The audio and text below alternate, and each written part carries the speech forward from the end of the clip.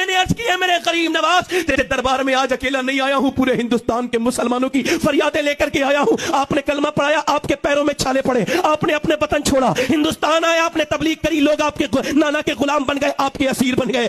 करीम नवाज, आपका कलमा पढ़ने वालों से कहा जाता है कि उन्हें मिटा दिया जाएगा, और रो रही है, मत रो रहे, हम सब परेशान है।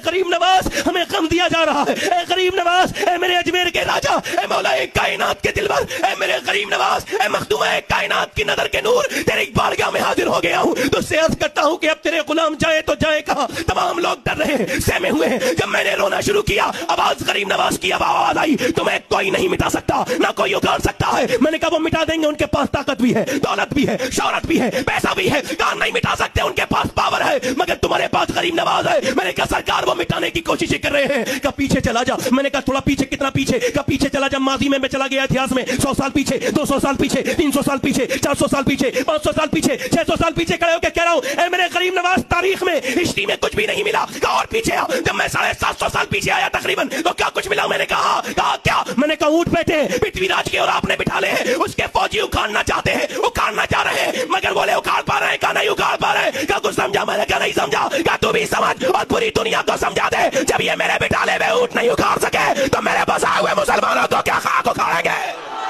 अल्लाह।